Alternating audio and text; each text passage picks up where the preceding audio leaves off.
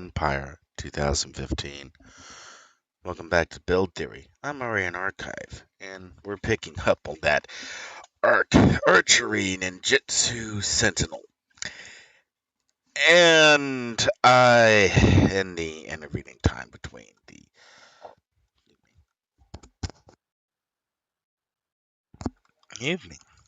the previous stream and this one, I found a path that kind of works. I'm not sure I'm too entirely thrilled with it, mind you, but I think I managed to hit the high points or the low points, at least in regard to archery ninjutsu, ninja tool mastery, keeping all of the powers that were selected. And what's really changed between the two builds is and we'll focus on explosive arrow first. And the problem here is that explosive arrow has a high magnitude knockback. In this case, let me turn that off. It's listed as 3.32 max. So explosive arrow will send enemies flying. And what I honestly cannot remember is if I did not mitigate the knockback on explosive arrow because it's intended to be a mob clearing tool, just in case you got buried in a mob, or if I just didn't remember the knock being that high.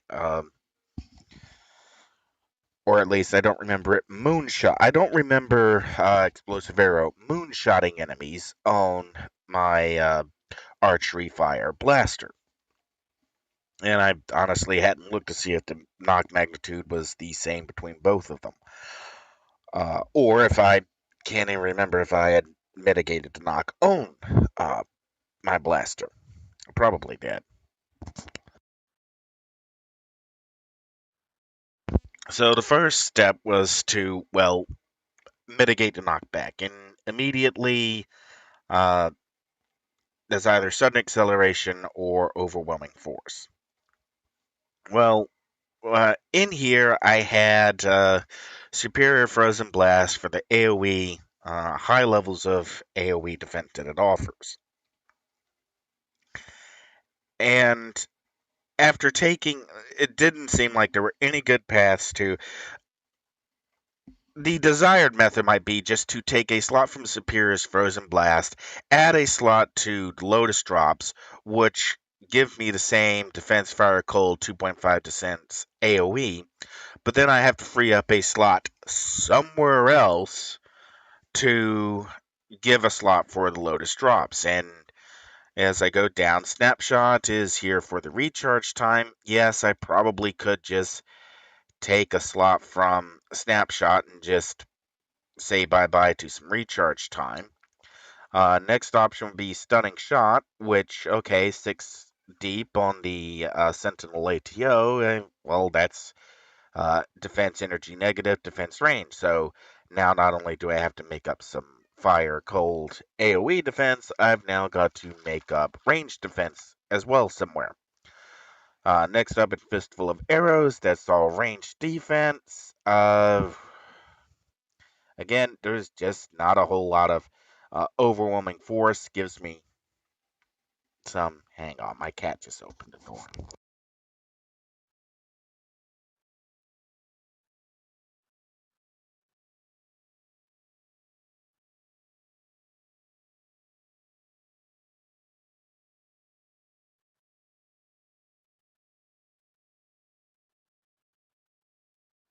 And it's freaking cold.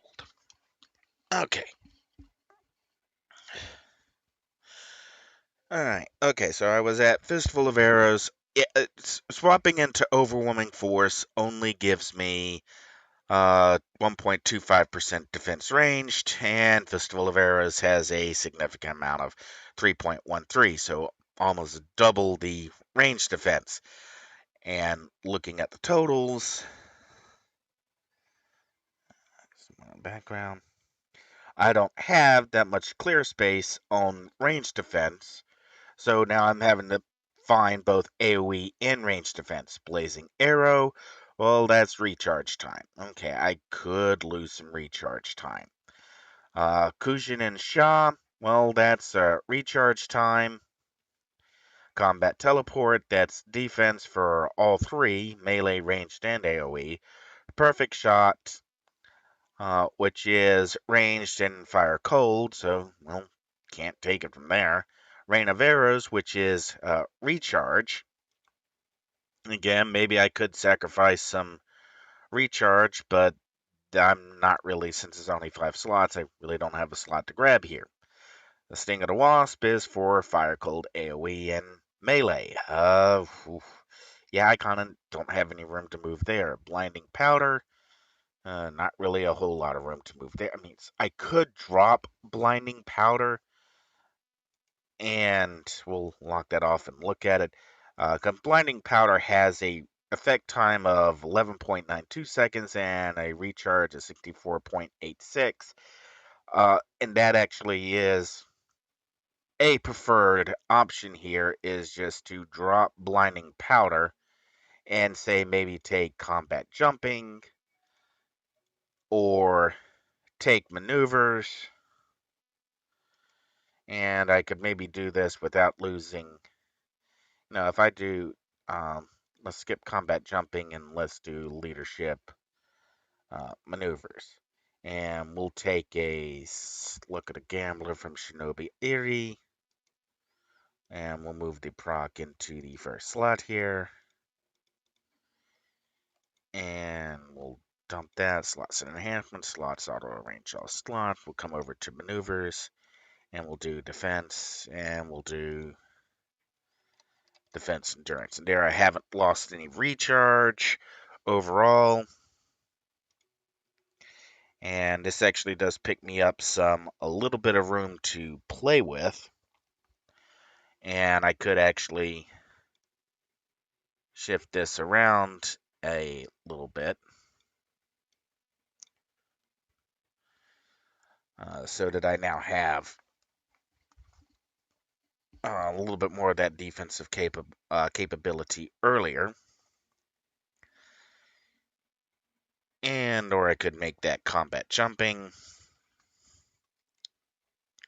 Paralyzing Dart couldn't borrow anything from Lotus Drops, couldn't borrow anything from Kimidora. Is giving me ranged on a 6 pump, so not really anything to borrow from there. And now having made that change, if I just convert this to a sudden acceleration, actually with the maneuvers change, I am still soft cap to melee ranged AoE. So this was one path down. The other way that I worked around, maybe having a method of doing this, is I swapped out Preventative Medicine for Namina's Convalescence Heal Recharge, which gives me a strong range defense at the top end. I swapped Kimiridama to Siphon Insight, which gives me both Smashing Lethal Melee and AoE defense on deep pumps. And I don't think I moved Preventative Medicine to Health, and my total's now 47, 45, 46, so I'm still at AoE. Now, comparatively speaking, I have 70% recharge versus 85% recharge. And my regeneration, I have with, let's turn on accolades. Freedom Failing, Portal Jockey, Tech for Commander, Atlas Medallion. I'll do the same thing on this one. Freedom Failing, Portal Jockey, Tech for Commander, Atlas Medallion. And now my regeneration is 15.23 on the Kushina Shah change, and 15.1. So the regeneration is kind of split between them. And my endurance recovery, On the maneuvers, I'm running 3.2 recovery with 0.76 in drain, 3.18 recovery with 0.49 in drain. So I have a higher delta between recovery and drain between a maneuvers build and the non-maneuvers build. Sorry, my cat's being obnoxious. You want to say meow to the microphone? You want to say meow to the microphone? No, you're not getting near my face again. Now that you headbutted me last time. Alright. So they're kind of being split across uh, everything. So how does that recharge time actually affect yeah,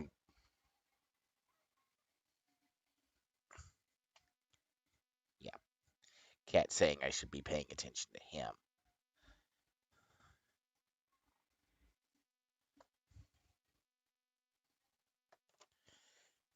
Okay, how does that recharge difference actually affect? Well, let's look at our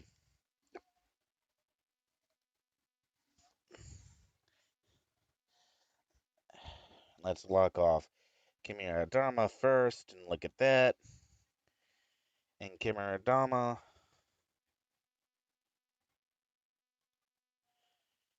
I want info.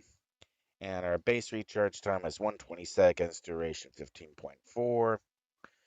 Uh, maneuvers build is at 46.94 seconds. Non-maneuvers is at 52.97. The Lotus drops 10.87 versus 11.54.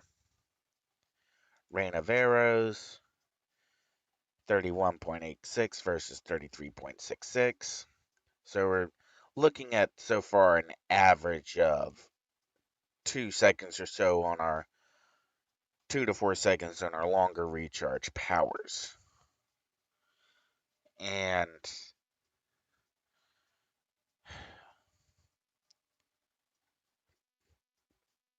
so and part of this is I kind of want to keep my Mighty Leap combat teleport.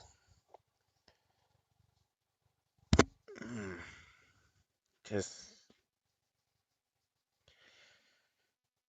I like the maneuvers build a little bit more simply because I'm not having to change the slotting and I keep all the passives where they are. So that might be the route that I wind up taking. I've got someplace